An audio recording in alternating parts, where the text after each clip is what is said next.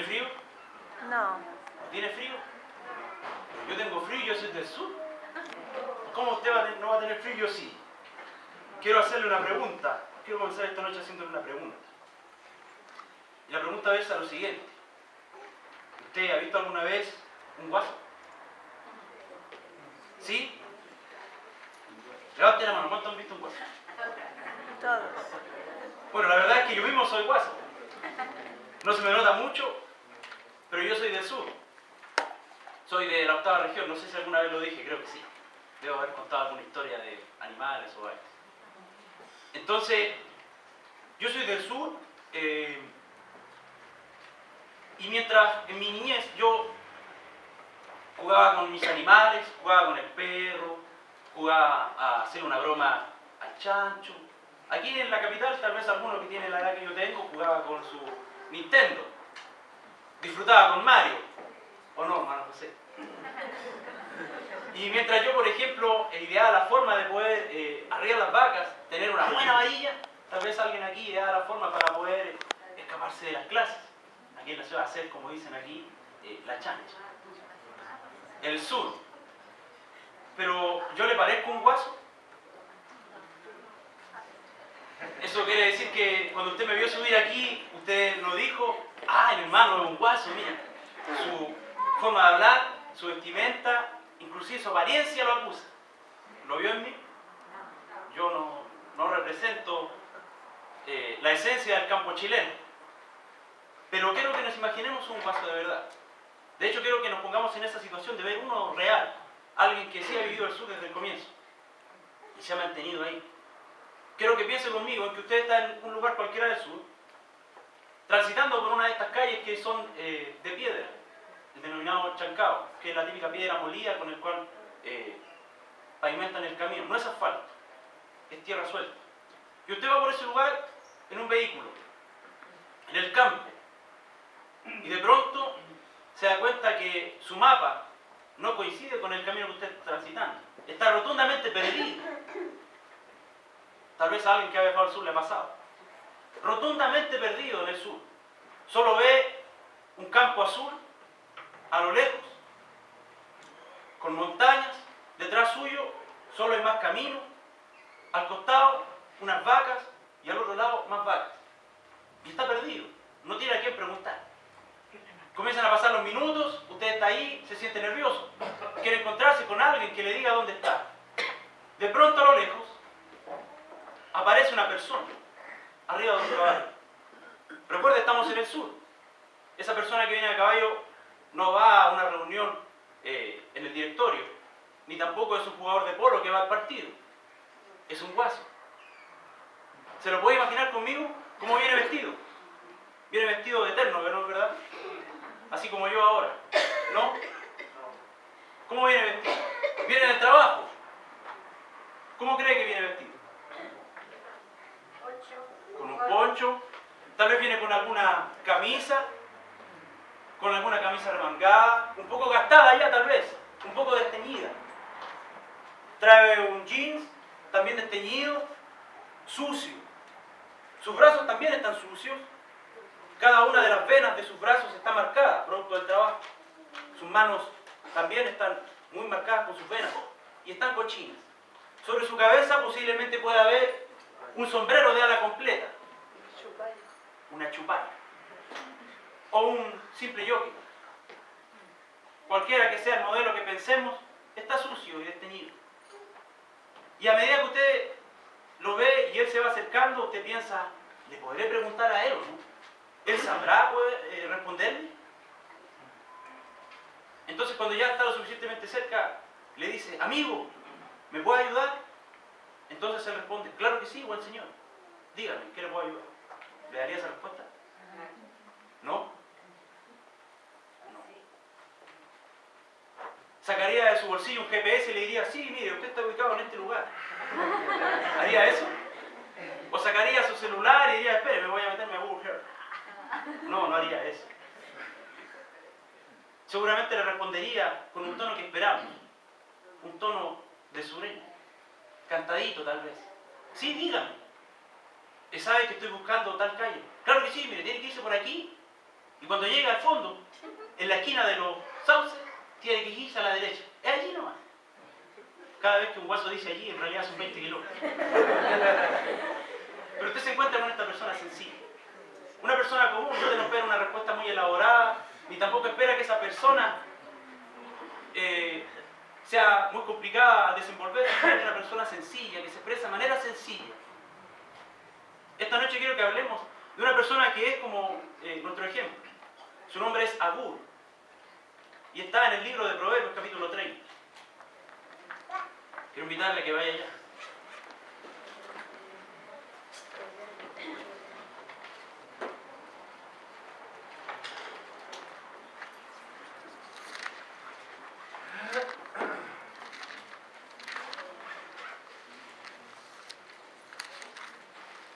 ¿Está ahí?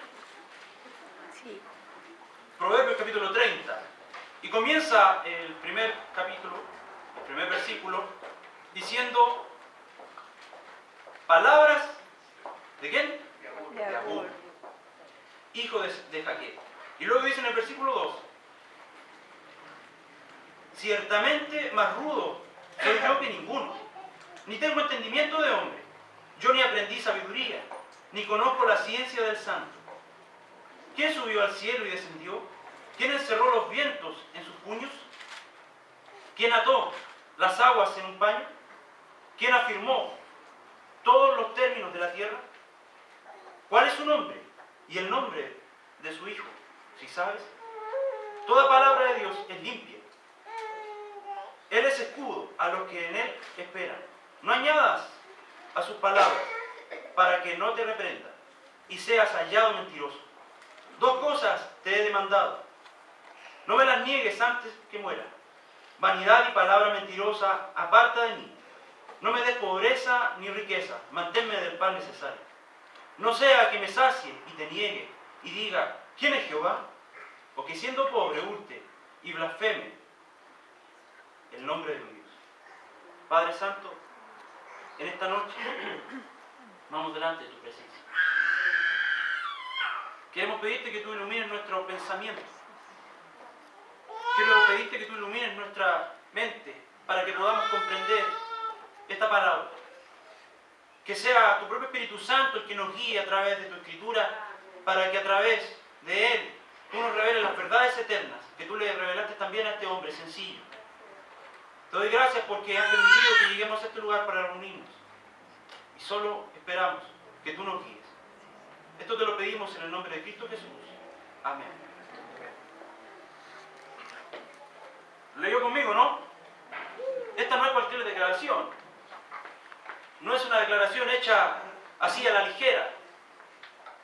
Es la declaración de un hombre que abre su corazón a Dios. Un hombre no pretencioso, que solamente pide a Dios que lo guarde de la pobreza y la riqueza. No que la riqueza y la pobreza sean un pecado, por supuesto que no. Sino que él quiere depender de Dios. Quiere que Dios guarde su corazón. Y precisamente lo que más nos sorprende está al comenzar lo que leímos en el versículo 2. Agur no era un gran entendido. En sus mismas palabras, él dice que él no tiene entendimiento de hombre y que tampoco aprendió sabiduría. Es una persona común. Es un hombre rudo, dice él. Entonces, ¿cómo es que una persona que se autodefine como una persona sin entendimiento, sin educación, puede llegar a una oración tan profunda, abriendo su corazón a Dios de esa manera? ¿Cómo cree que puede haber sucedido eso? Solamente fue Dios quien le reveló tales pensamientos. No hay otra explicación. El sentimiento de este hombre no se puede enseñar y no se puede aprender si no somos guiados por el mismo Dios. No es algo que alguien vaya a aprender en la universidad, tratar de sujetarse a Dios y depender solamente de Él. Por eso esta noche quiero que veamos algunos puntos acerca de la declaración de Agur, que muchas veces nosotros ignoramos, aun cuando tal vez nuestro conocimiento es superior al que él pudo haber tenido. Quiero que nos detengamos a mirar el versículo 2. Y lo primero que quiero que vea es la negación de Agur. Él se negó delante de Dios. Él dice, ciertamente más rudo soy yo que ninguno, pero ni tengo entendimiento de hombre. Yo ni aprendí sabiduría, ni conozco la ciencia del santo. Aquí el hombre no se centró en lo que él tenía para poder ser alguien. No se centró en lo que poseía ni quién era él, sino que simplemente se negó y dijo, yo no soy nada delante de Dios. Él más bien se centró en quién era él delante de Dios. Y entonces le hago una pregunta, ¿quiénes somos nosotros delante de Dios? ¿Somos algo? No. ¿Tenemos algo que decir delante de Dios? ¿Qué me dice?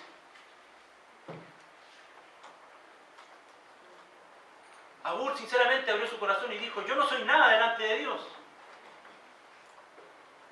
No soy nada.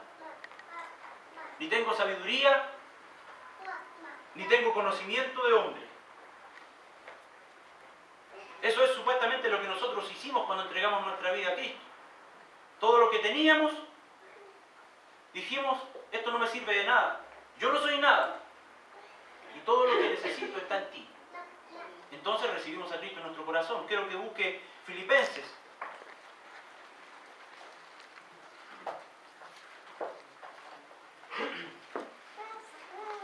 Filipenses,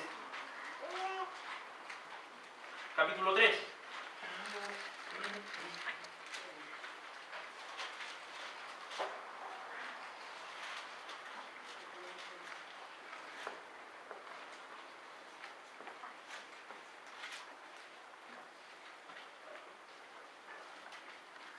¿Está ahí?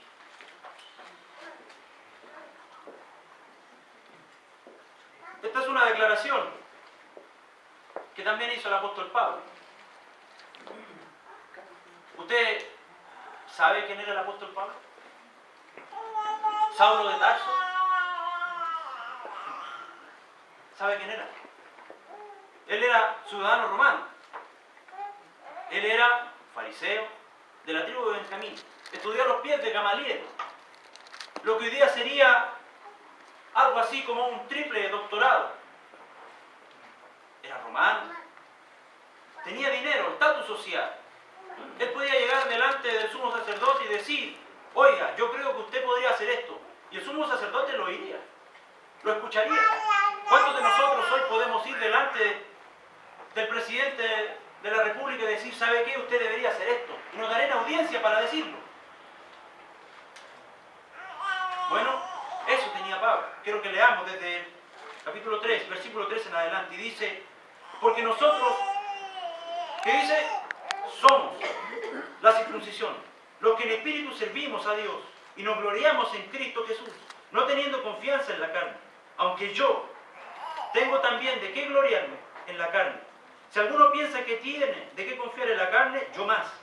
Circuncidado al 8º día, del linaje de Israel, de la tribu de Benjamín, hebreo de hebreos, en cuanto a la ley fariseo, en cuanto al celo perseguidor de la iglesia, en cuanto a la justicia que es por la ley, que era, Irreprensible. pero cuántas cosas eran para mi ganancia, las he estimado como pérdida por amor de Cristo. Y ciertamente aún, ¿qué dice?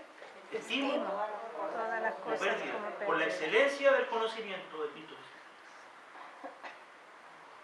En la declaración de Agur hizo lo mismo. Él se negó delante de Dios. Él dijo, ¿sabes? Yo no soy nada. No tengo conocimiento ni entendimiento.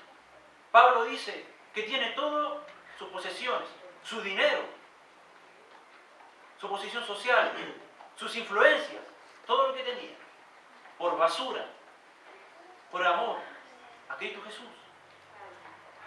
Y es interesante esto porque Pablo, a diferencia de Agur, tenía una gran preparación.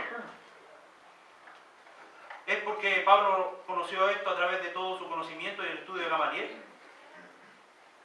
¿Fue así que Pablo adquirió toda esa sabiduría? Pues creemos que no. Que la obtuvo de la misma manera en que la obtuvo Agur. Un día Pablo se encontró con Cristo Jesús y él transformó su vida. Él tuvo un encuentro personal con Dios. Y le fue revelado a él la voluntad de Dios para su vida. ¿Qué podía hacer Pablo ante eso? ¿Quién eres, Señor? ¿Quién eres? Nosotros un día también hicimos eso.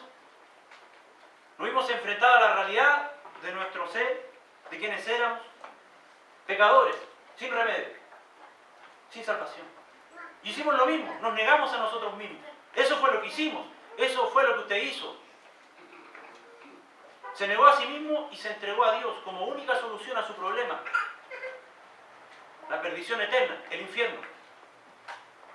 El éxito y la felicidad no se centran en lo que tenemos, ni en lo que somos, aquí en la sociedad. Se centra en lo que sí somos, pero delante de Dios. ¿Quiénes somos espiritualmente? Cuando usted fracasa en alguna actividad de su vida personal, usted tuvo éxito en algo equivocado. Cuando usted tiene éxito en lo que a Dios se refiere, usted tiene crecimiento espiritual.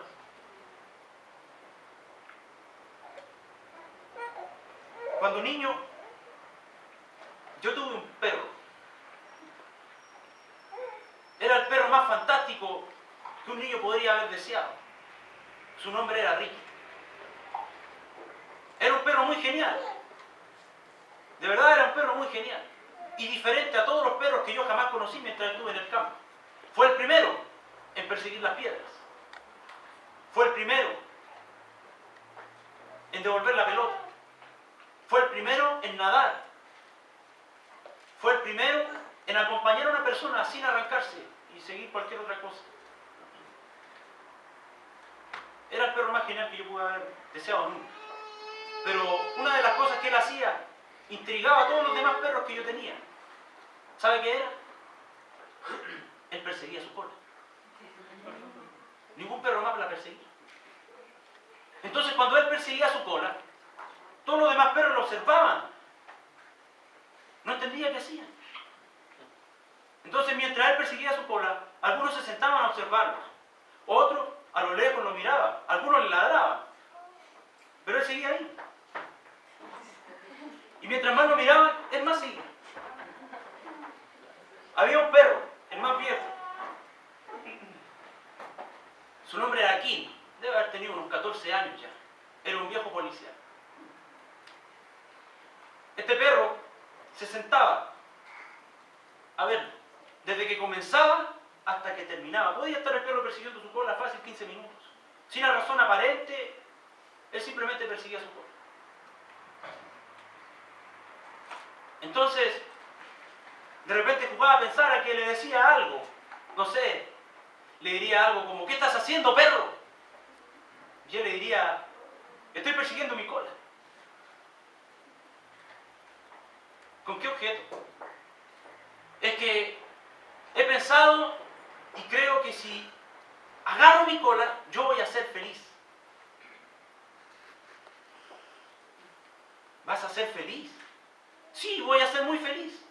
Porque he descubierto que lo que más anhela un perro es ser feliz. Estoy de acuerdo contigo, pero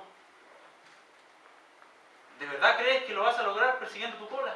Sí, ya he meditado demasiado y creo que si logro agarrar mi cola, voy a ser verdaderamente feliz y seré un perro completo. Mira, yo creo también como tú que un perro necesita ser feliz. Y puede ser que sea verdad de que si agarras tu cola serás verdaderamente feliz. Pero si algo me he dado cuenta en todos estos años es que a donde yo quiera que vaya, mi cola siempre está detrás de mí. Y no necesito perseguirla, ella siempre está ahí. Más bien creo que mi cola me persigue a mí.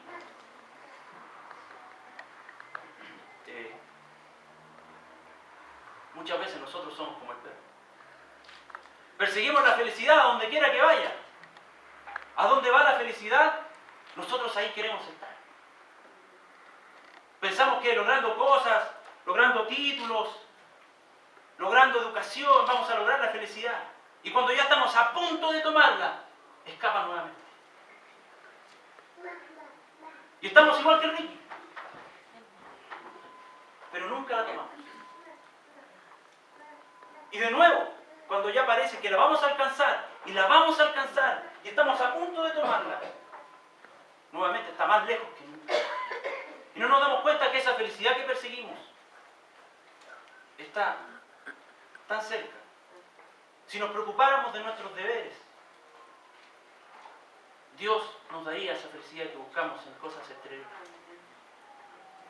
Dios nos la daría si nos concentrara realmente en su voluntad. ¿Cuántas veces hemos perseguido el éxito? Yo muchas veces. He perseguido sueños rotos. Tengo un saco lleno de sueños inconclusos. ¿Cuántos tiene usted? Tengo un saco lleno de promesas rotas y sin cumplir. ¿Cuántas tiene usted? Ya tengo tantos que no sé cómo clasificarlos. Ya no me caben en el guardarropa. Y va por eso que yo me he concentrado en poder encontrar la paz en Dios, no en los bienes materiales, ni el estatus, ni la seguridad que los ingresos me puedan dar. Agur quería hacer lo mismo. Agur quería que Dios trajera esa paz a su corazón. Por eso reconocía a Dios el lugar que él tenía.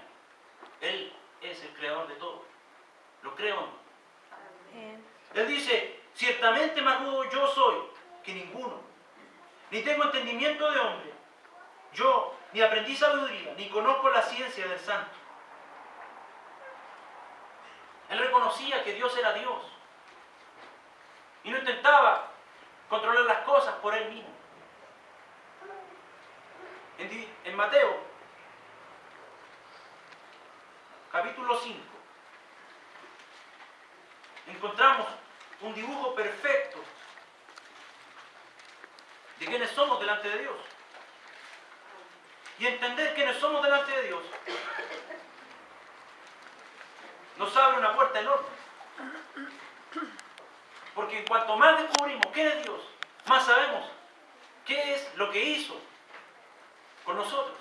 Y cada vez que entendemos qué es lo que hizo con nosotros, entendemos mucho más y mejor qué es lo que quiere hacer con nosotros.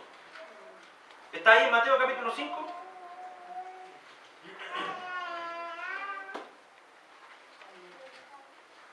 ¿Está? Bien. Mateo capítulo 5. Y dice, viendo la multitud, subió al monte y sentándose vinieron a él sus discípulos. ¿De quién está hablando? ¿De quién narra la historia? De Jesús. Dice de nuevo, viendo la multitud, subió al monte y sentándose vinieron a él sus discípulos. Y abriendo su boca, les enseñaba diciendo, bienaventurados los pobres en espíritu, porque de ellos es el reino de los cielos. ¿Sabe? La palabra clave aquí es bienaventurados. Bienaventurados. Leámoslo de nuevo. Dice, bienaventurados los pobres, ¿de qué? De espíritu. Bienaventurados. Eso quiere decir saciado, feliz, completo. Feliz. Los que son pobres de espíritu. ¿Lo comprende? La palabra aquí viene del hebreo Macarios y significa exactamente eso, feliz, completo. Pero seremos verdaderamente felices, dice aquí, cuando seamos pobres de espíritu. Pobres de espíritu. Pobres de espíritu. Usted dirá, pero eso es irracional, ¿cómo yo voy a ser feliz cuando sea pobre? ¿Eso puede ser así? Me voy a despojar de todo y cuando ya no tenga nada, entonces voy a ser feliz. ¿Será eso lo que quiere decir? No, por supuesto que no. Lo que quiere decir es que nosotros somos bienaventurados por el hecho de ser pobres de espíritu. Usted es pobre de espíritu y yo también soy pobre de espíritu. Y somos bienaventurados por eso el reino de los cielos es nuestro por esa razón. ¿Pero por qué me dice eso? Oiga, yo soy hijo de Dios. Yo soy un hijo de Dios. ¿Cómo que soy un pobre de espíritu? Déjeme decirle algo. ¿Qué cosa perfecta ha hecho usted? O digno de alabanza. ¿Sabe? Lo único que nosotros hemos hecho perfecto alguna vez en nuestra vida es pecar. Será lo único perfecto que usted ha hecho, pero nada más. Usted es tan pobre de espíritu, pero tan pobre de espíritu, que necesita que Cristo muera por usted. Por eso nosotros somos bienaventurados, porque a pesar de ser pobres de espíritu, Dios nos dio un cielo a nosotros. Cuando entendemos eso realmente, entendemos la magnitud del sacrificio del Hijo de Dios. Entendemos realmente lo que hizo por nosotros. Entendemos el real precio de lo que Él pagó. Entendemos nuestra posición delante de Él. Entendemos por qué nosotros debemos reconocerle como Dios. En 2 de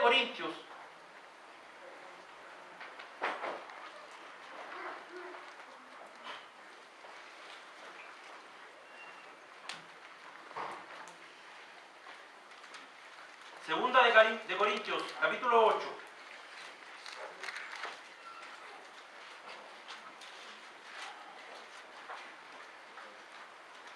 Versículo 9. Dice: porque ya conocéis la gracia de nuestro Señor Jesucristo, que por amor a vosotros se hizo pobre, siendo rico. ¿Para qué?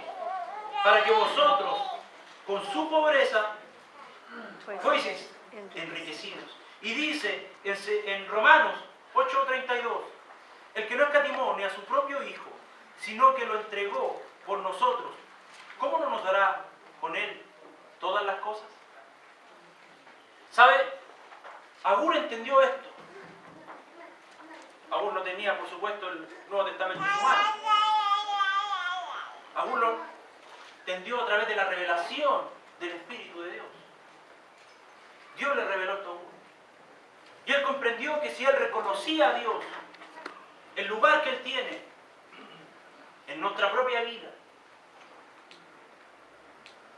Dios proveía todo lo demás. Dice, leemos de nuevo, ahí en 2 de Corintios, que por amor a vosotros se hizo pobre siendo rico, para que vosotros con su pobreza fueseis enriquecidos. Nosotros fuimos enriquecidos por la pobreza de Cristo Jesús.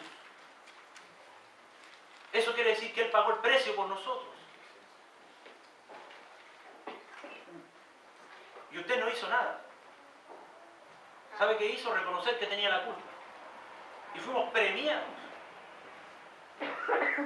Por eso, si nosotros logramos entender la verdadera magnitud de esto, de lo que hizo Cristo por nosotros, en este estado de negación como Agur, y podemos darle su lugar, el lugar que Él se merece en nuestra vida, podremos lograr una segunda cosa que se llama dependencia a Dios. Cuando nosotros reconocemos el lugar que tiene Dios en nuestra vida y decimos, Señor, este soy yo no soy nada. Y tal cual soy, quiero entregarme a ti. Cuando reconocemos eso en nuestra vida, luego de eso y tan solo en ese momento podemos decir, Señor, dependo de ti, confío tan solo en ti. Solo en ese momento estamos preparados para dar ese paso. Volvamos a Proverbios.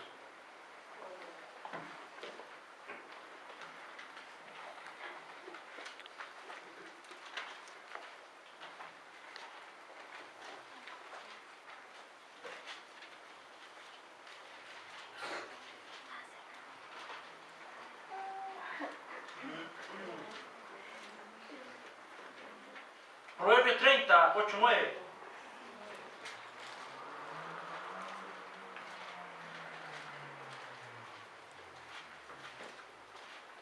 Leo, dice, vanidad y palabra mentirosa, aparte de mí.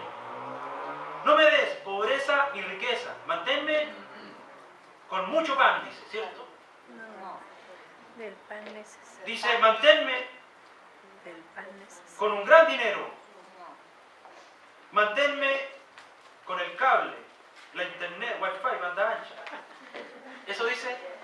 No, dice, manténme del pan necesario. Agur confía en Dios, totalmente. Pide a Dios que le quite la soberbia de pensar en los bienes, de sentirse seguro por ellos. El verdadero buscador de la sabiduría busca que el Señor le dé sinceridad de corazón y suficiencia en Él, una dependencia total y firme a su voluntad y sin altivez de corazón. Eso buscaba Agur en su oración. Recuerde, primero Agur reconoció a Dios el lugar que se merece y luego pidió a Dios que lo ayudara y se entregó en absolutamente dependencia total. En Isaías, Isaías 58.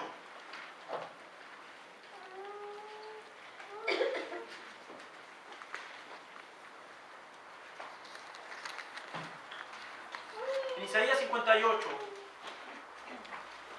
versículo 11, dice: Jehová te pastoreará siempre. ¿Lo leyó? Amén. Yo tengo los versículos anotados, pero quiero que los lea, para que no piense de que yo estoy inventando nada. Léalos. Dice: Jehová te pastoreará siempre. Y dice: En la sequía saciará tu alma. Y en Salmos,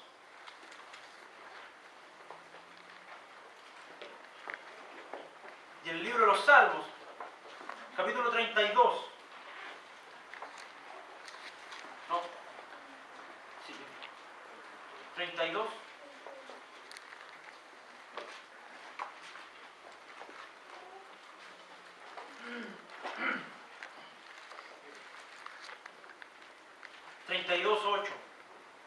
Dice: te haré entender y te enseñaré el camino que debes andar. Sobre ti fijaré mis ojos. Total dependencia a Dios. Significa que Dios nos guiará, que dependemos absolutamente de lo que Él quiera en nuestra vida. Y dice el versículo: te haré entender. Nota el énfasis: te haré entender. No quiere decir te convenceré ni te voy a persuadir. Dice: te haré entender. Te haré entender. Papá, mamá, usted, yo sé que me va a comprender. Cuando dice te haré entender, cuando usted a un hijo le dice te haré entender, no quiere decir que usted le va a hacer así. Hace caso, por favor. No, es te haré entender. Entonces, cuando aquí se está refiriendo el salmista, te haré entender, es en esa misma expresión. Él nos hará entender y nos enseñará cuál es el camino que nosotros debemos andar. Y sobre nosotros estarán sus ojos. Nosotros debemos entregarnos en absoluta dependencia a Él. Lo mismo se expresa en Proverbios 3.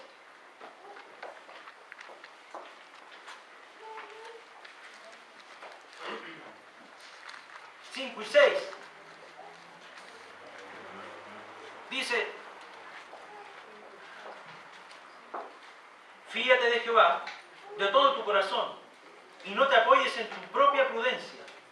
Reconócelo en todos tus caminos y Él enderezará tus veredas. ¿Depende usted de Dios?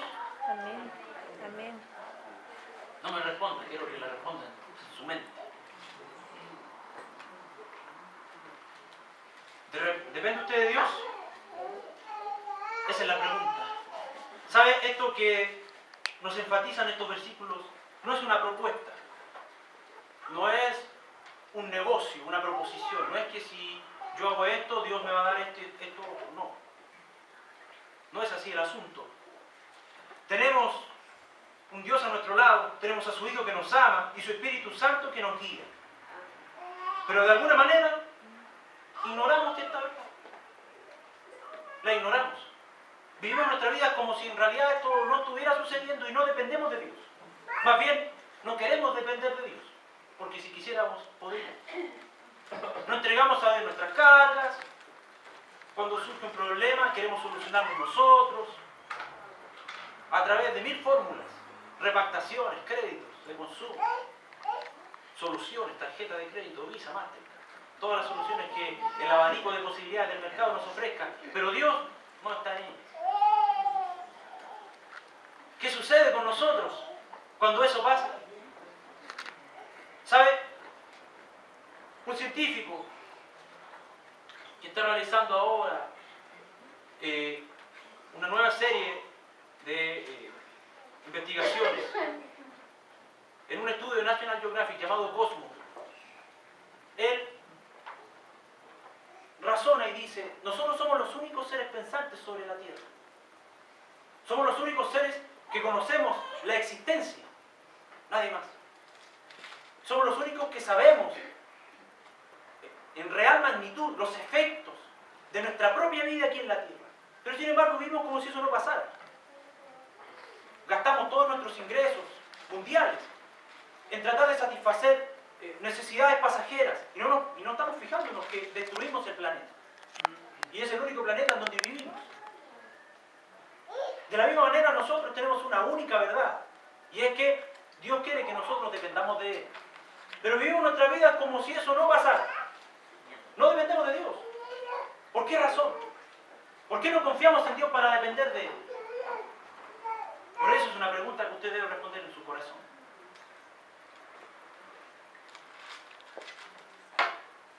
¿Por qué? Si Él promete en su palabra que Él estará siempre con nosotros. Dice la Escritura que Él no escatimona a su propio Hijo. Y que si no escatimona a su propio Hijo, Él nos dará con Él todas las cosas. ¿Dice eso o no dice eso? Entonces, ¿por qué no confiamos en Dios para depender de Él? ¿Sabe? La verdad es que es difícil confiar en alguien que no se conoce. La gran razón de por qué no confiamos en Dios como debiéramos confiar es porque no le conocemos como debiéramos conocer. Cuando somos regenerados por el Espíritu Santo y somos apenas unos recién convertidos,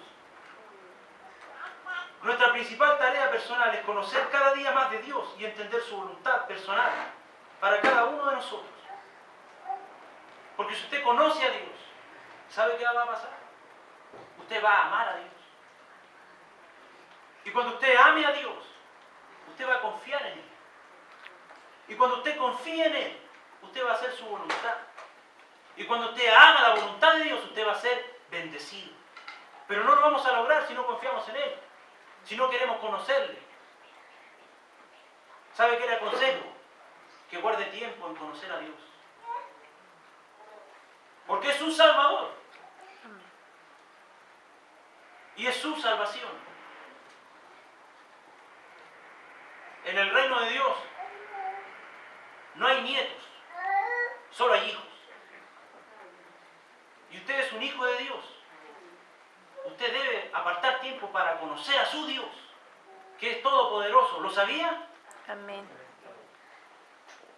Debemos tomarnos el tiempo para conocer a Dios, porque si nosotros conocemos a Dios, podremos depender de Él como Él quiere, como Él desea, como es su plan original. Tal vez usted dirá, si hiciera eso, quizás que quiera que haga, ¿no? Tal vez me manda a hacer algo que yo no quiero hacer. Tal vez envíe a mis hijos a ser misioneros, a morir en África o en Rusia o en el Medio Oriente. Tal vez quiera que yo despilfarre todo mi dinero en la obra de Dios. Tal vez por eso no quiere confiar en Dios. Pues ¿sabe qué? ¿Qué dice su Escritura? El perfecto amor. ¿Qué dice que echa fuera? El temor. Pero no se engañen.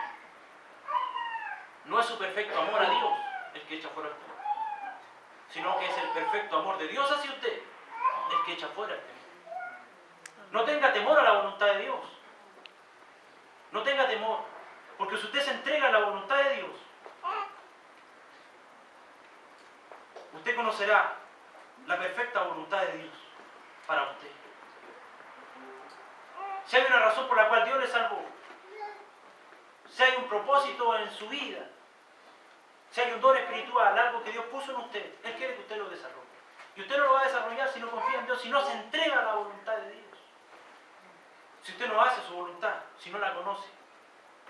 Dice en Proverbios, donde leíamos, fíjate de Jehová un poquito, dice, ¿cierto?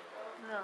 Dice, fíjate de Jehová en las cosas pequeñas y apóyate en tu prudencia solo cuando estés seguro. Dice eso, ¿verdad?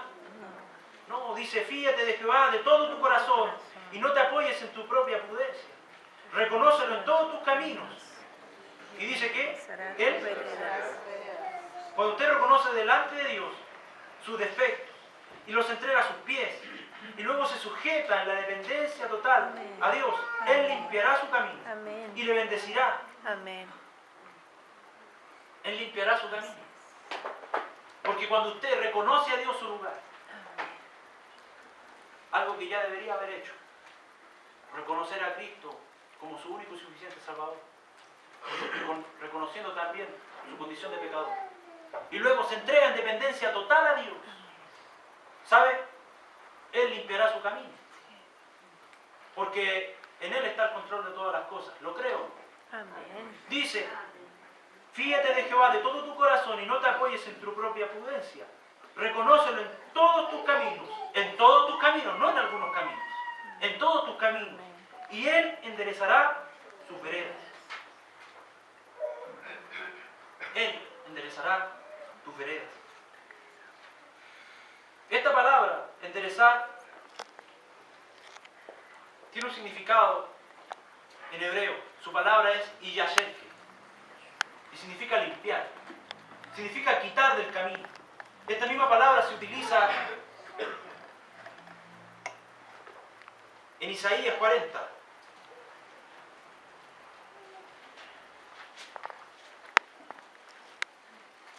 Isaías 43. Dice, vos que clama en el desierto, preparad camino a Jehová, enderezad calzada en la soledad a nuestro Dios. Todo valle sea alzado y se baje todo monte y collado, y lo torcido se enderece y lo áspero se allane. Eso quiere decir que cuando usted se sujeta a la voluntad de Dios, Dios mandará un tractor delante suyo. Si usted descansa en esa voluntad, si usted descansa en la voluntad de Dios, Dios cuidará de usted. Volvamos a Proverbios 30.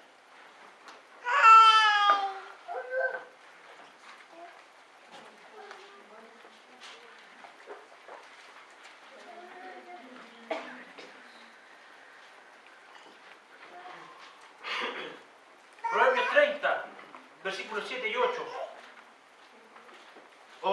Agur no ignoraba esto. Está ahí Proverbios 30, 7. Dice, dos cosas te he demandado. No me las niegues antes que muera. Vanidad y palabra mentirosa. ¿Qué dice? Aparte de mí. Agur pedía a Dios que limpiara su camino. Es como la oración perfecta que nos dejó el Señor Jesucristo. Dice, y no nos dejes caer en tentación. ¿Ora usted a Dios así? ¿Que le libre de tentación? ¿O espera ahí y pone el pecho para el pan? ¿Ah? Dice, no, que vengan las tentaciones. Aquí se van a encontrar conmigo. ¿Dice eso usted? No. Agur también confía en Dios para que limpie su camino, quite las tentaciones delante de él. Agur pide a Dios que limpie su camino, con el objetivo de santificarse aún más para Dios. Y esta santificación no quiere decir sin pecado, sino apartado para Dios. Leí acerca de un evangelista muy conocido hace un tiempo. Su nombre era Henry Nunes. Y él tenía una pequeña hija, minusválida. Y este predicador evangelista siempre salía por largas temporadas de evangelización. Y uno de estos días llegó en la víspera del aniversario de su matrimonio. Y cuando llegó a su casa, lo salió a recibir su hija, una pequeña hija muy hermosa. Ella era discapacitada, usaba muletas. Entonces cuando vio entrar a su papá, dijo: ¡Papá! Lo abrazó con mucho cariño. Estuvieron conversando un momento y se percató que él traía una caja. Entendió que era por el aniversario. Y le dijo: déjame llevarla a mí. Y él la quedó mirando y le dijo: ¿tú no las puedes llevar? O sea, las muletas no puedes. Entonces ella le dijo: pero déjame llevarla.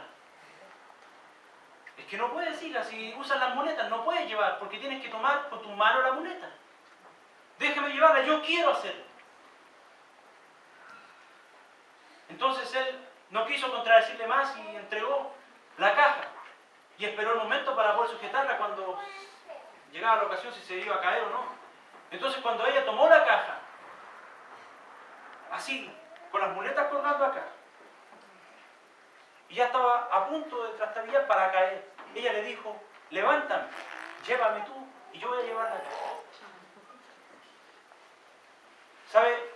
Eso Dios ha hecho conmigo.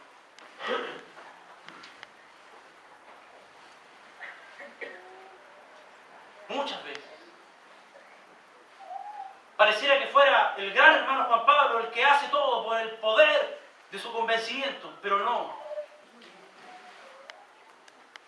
Y cuando a veces llega el momento de decir: ¡ah, qué bueno soy!, recuerdo que no. Fue Dios el que me cargó a mí y me ha llevado.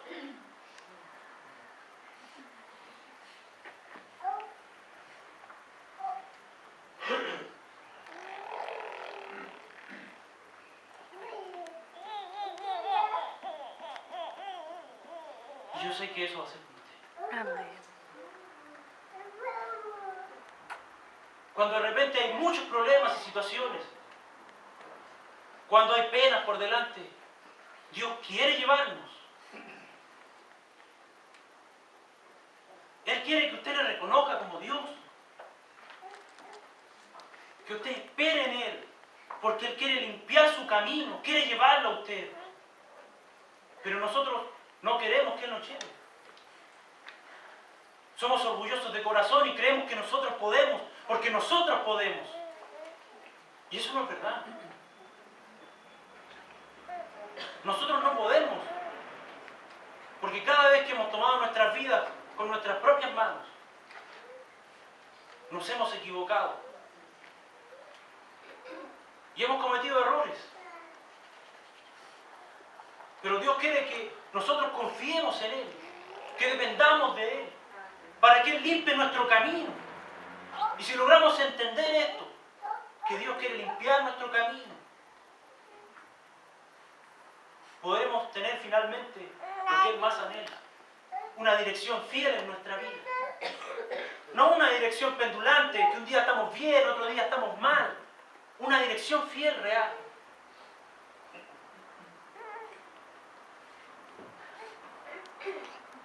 Abú confiaba en que Dios perdonaría sus pecados si él le reconocía.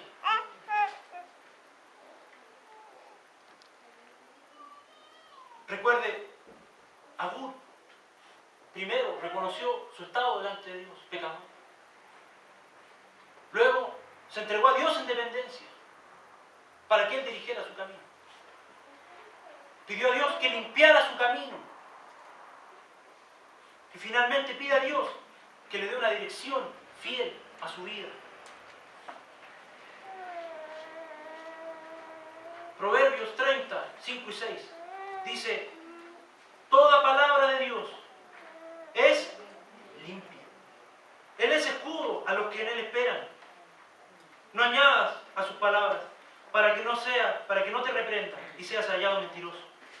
Dice: toda palabra de Dios es limpia. Él es escudo a los que Él espera.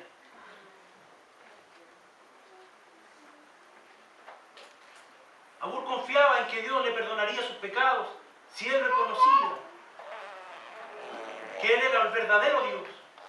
En un genuino gesto de humildad y agradecimiento se sometió a Dios en una dependencia total, diciendo, manténme del pan necesario. Y luego, vanidad y palabra mentirosa aparta de mí, para que Dios limpiara su camino de los obstáculos que le impedían dar una oración más perfecta. Adún quería que Dios lo guiara hacia el camino del éxito. Amigo, a donde quiera que Dios le guíe, le aseguro que ese es el camino del éxito para usted. No tengamos temor de entregarnos a Dios, para que Él nos guíe y limpie nuestro camino. Pero ¿cómo guiará el Señor nuestro camino? Si nosotros no queremos depender de Él. Si nosotros no queremos que Él lo limpie. Si no queremos que Él nos dé una dirección fiel. Bueno, ¿usted quiere que Dios lo guíe? ¿Usted quiere que Dios le guíe? Y le hable, y le enseñe su voluntad. ¿Usted quiere eso en su vida? ¿De verdad lo quiere? Muchas veces nosotros queremos que Él haga algo rápido en nuestra vida. Queremos saber su voluntad así, que no nos cueste nada. Pero hemos aprendido muchas veces, que así no es el asunto. Que debemos depender de Él. Muchos queremos tomar un celular y decir, aló, me estoy comunicando con el cielo, sí, quiero saber la voluntad de Dios para mi vida. Sí, listo. No es así. Lamentablemente no es así.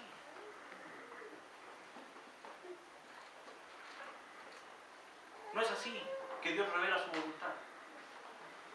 Porque Él ya ha incluido una forma de hacerlo. ¿Usted quiere encontrar la voluntad de Dios?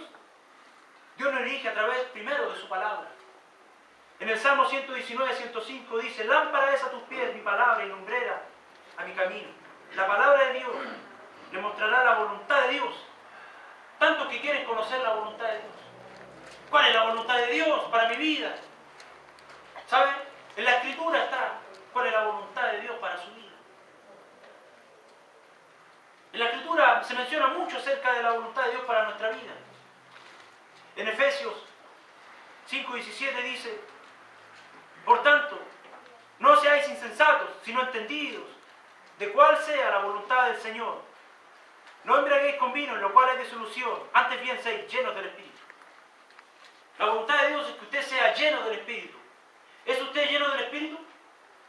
No, ¿por qué no? Si es la voluntad de Dios.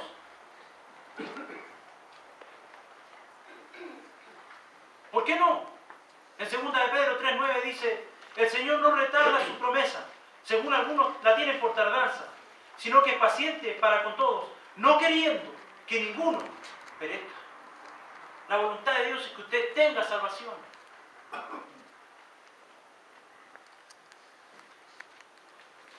Usted dirá, sí, pero en la palabra de Dios no sale en qué universidad tengo que estudiar yo. No sale el auto que me quiero comprar. No sale el banco donde tengo que abrir mi cuenta corriente. Sí, por supuesto, que es manifiesto de que no todo puede estar en la palabra de Dios. Pero para eso tenemos la oración. En Hechos, en Hechos 8, versículo 29 dice, y el Espíritu dijo a Felipe, acércate y júntate a ese carro.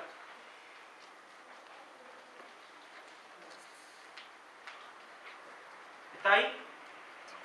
Lo vamos a leer completo. Hechos 8:29.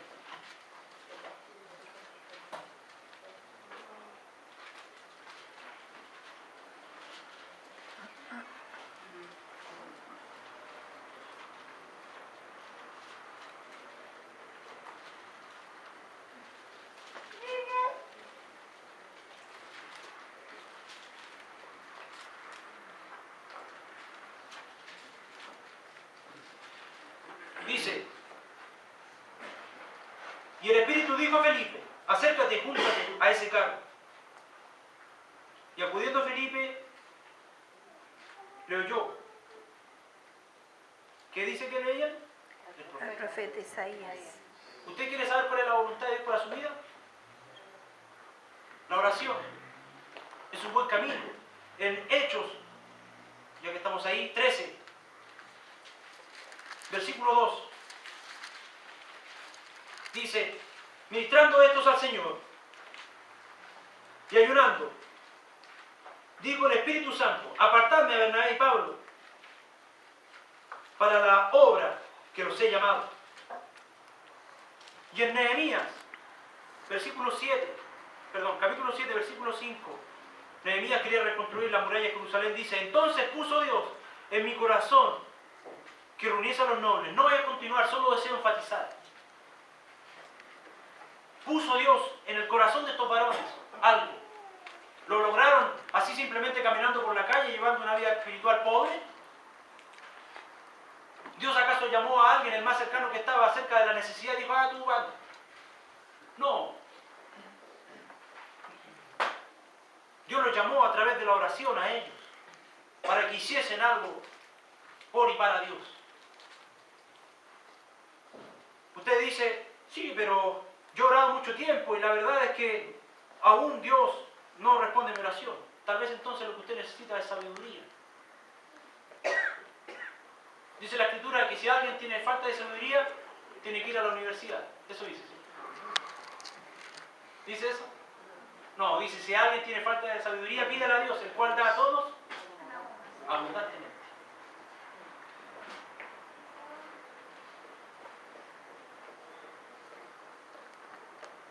Escuche, cuando nosotros comprendemos esto, de que nos es necesario reconocer delante de Dios nuestra condición de pecador, entregarnos a Él en dependencia total, pedir a Dios que limpie nuestro camino y entregarnos a Él en una dirección total, podremos ser como el hombre que estudiamos, un hombre simple, sin mayor educación, del cual tal vez nadie se esperaba que lograra una oración tan profunda, tan profundamente espiritual, tan llena del conocimiento de Dios. Volvamos a Proverbios para leerlo por última vez.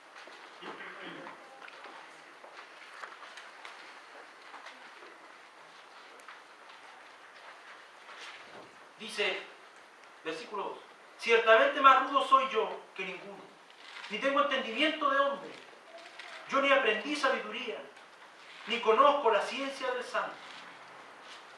Versículo 5, toda palabra de Dios es limpia, Él es escudo a los que en Él esperan.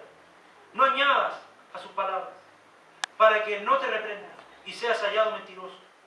Dos cosas te he demandado, no me las niegues antes de que muera. Vanidad y palabra mentirosa aparta de mí. No me des pobreza ni riqueza. Manténme del pan necesario, no sea que me sacie y te niegue y diga, ¿quién es Jehová? O que siendo pobre hurte y blasfeme el nombre de mi Dios. Si usted quiere ser como Agur, este varón de Dios, debe entregar al Señor por completo y en absoluta humildad y pedir que le perdone sus faltas, que lo dirija. No basta con saber que somos pecadores, que su palabra nos dirige y que la oración es eficaz. No basta simplemente con saberlo. Usted debe considerar sus caminos y pensar en su Creador. Usted fue creado por Dios y para Dios. Y mientras no lo entienda, toda su vida no tendrá sentido. Agur comprendió que lo único que importaba era buscar el rostro de Dios y que lo demás solo era una vanidad pasajera. Nosotros debemos hacer lo mismo. Pedir a Dios dirección, que limpie nuestro camino. Debemos entregarnos a Él en una dependencia total, reconociendo lo que somos, pecadores. Solo entonces veremos la verdadera voluntad de Dios para nuestras vidas, porque le conoceremos como Él quiere que le conozcamos y le amaremos por lo que hizo por nosotros. Y cuando le amemos, realmente haremos su voluntad y Él nos bendecirá. Amén. Amén. Padre,